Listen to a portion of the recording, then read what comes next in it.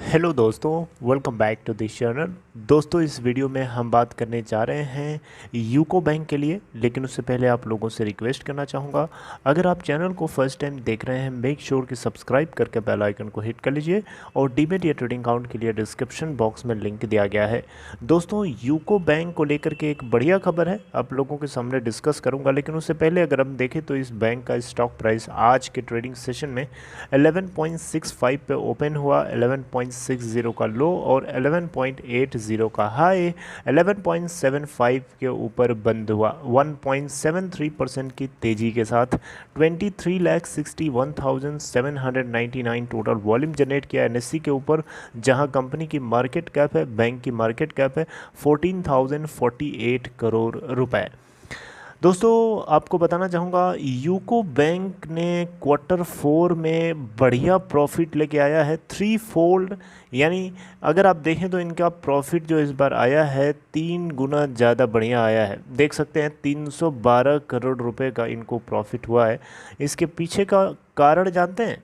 इसके पीछे का मेन कारण है कि इनको इस बार प्रोविजनिंग कम करनी पड़ी है। देखिए, बैंक को प्रोविज़न अगर ज़्यादा करना पड़ता है, इसका मतलब होता है कि बैंक को अपने प्रॉफिट में से ज़्यादा हिस्सा निकाल करके प्रोविजनिंग करनी पड़ती है। प्रोविजनिंग का मतलब क्या होता है? बुरे टाइम के लिए पैसा अलग से निकाल के रखना। जैसे आप भी अपने घर में क्या करते हैं, जो खर्चा पानी होता है उससे थोड़ा सा आप एक्स्ट्रा प्रोविजनिंग करके रखते हैं कि नहीं रखते हैं? अगर उसमें भी अगर आपको लगता है कि कहीं और अगर ज़रूरत पड़ सकती तो आप थोड़ा सा प्रोविजनिंग ज़्यादा करते हैं। तो बैंक भी वैसे ही चलता है, बिल्कुल बिल्कुल ये भी सेम तरीके से फॉलो करता है। प्रोविजनिंग बैंक को तभी ज़्यादा करनी पड़ती है जब उसके नॉन परफॉर्मिंग एसेट्स या ऐसे अकाउंट्स जिनसे उनको लगता है कि इस बार रिकवरी पॉसिबल नहीं है या कम है, तो वो उसके लिए प्रोविजनिंग करता है। तो इस बार इनको कम प्रोविजनिंग करनी पड़ी है। इससे पहले अगर हम प्रीवियस ईयर के सेम क्वार्टर में देखें तो बैंक को 80 करोड़ का नेट प्रॉफिट हुआ था, और इस बार आप देख सकते हैं 312 करोड़ का सीधे सीधे प्रॉफिट।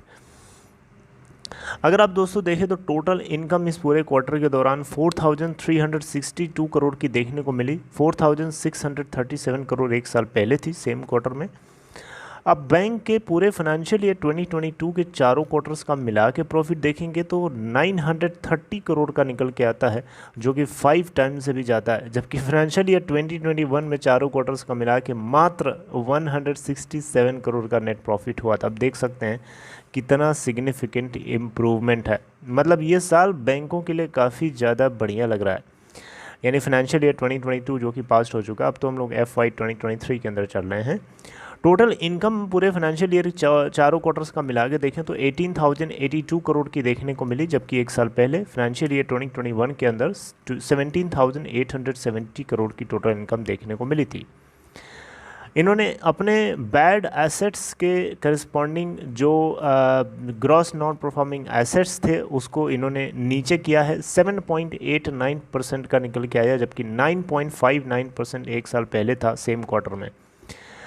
वैल्यू वाइज अगर आप देखिए तो ग्रॉस नॉन परफॉर्मिंग एसेट्स इस बार इनके 10,237 करोड़ के निकल के आते हैं, जबकि एक साल पहले 11,352 करोड़ के निकल के आए थे सेम क्वार्टर में।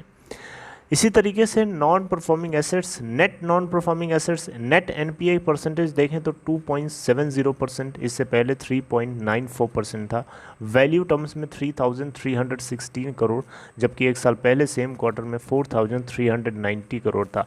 तो किसी भी तरीके का एनपीए हो, चाहे जीएनपीए हो, चाहे एनएनपीए हो, उसमें गिरावट होना बैंक के लिए एक खुशखबरी होती है। बैंक को टैक्स और कॉन्टिजेंसी से जुड़े हुए प्रोविजनिंग को कम करना पड़ा, जो कि अच्छी बात है। और इस बार इन्होंने 466 करोड़ की प्रोविजनिंग करी क्वार्टर 4 में, जबकि एक साल पहले 982 करोड़ का इन्होंने प्रोविजनिंग किया था। राइट दोस्तों, आपको बताना चाहूँगा, इन्होंने टेक्निकली अगर आप देखें तो 4,707.36 करोड़ रुपए के टोटल होल्डिंग, या इसमें मतलब ये वो अमाउंट है जिसमें टेक्निकल राइट्स ऑफ को भी इंक्लूड किया गया है। 100% of requirement for accounts covered under the insolvency and bankruptcy code. यानी यहाँ पे बताया गया है besides the Kolkata headquarter lenders said it is holding 4707.36 crore provision, यानी ये 4707 करोड़ के आसपास का प्रोविजनिंग होल्ड करके रखे हुए हैं, जिसमें टेक्निकल राइट्स ऑफ जो किए गए हैं, टेक्निकल राइट ऑफ जो किए गए हैं उन सभी को मिला करके है। दोस्तों प्रूडेंशियल फ्रेमवर्क के ग्राउंड पर खड़े होकर देखेंगे तो बैंक का अगर आप देखें तो banks holds an additional provision of 702.32 crore in 9 accounts, right. तो बढ़िया है, अच्छी बात है। यूको बैंक को भी आपको पता होना चाहिए पीसीए फ्रेमवर्क से बाहर निकाला जा चुका है। अगर इसकी परफॉर्मेंस अच्छी ना होती तो शायद सेंट्रल बैंक ऑफ इंडिया की तरह ये भी अभी भी पड़ा होता।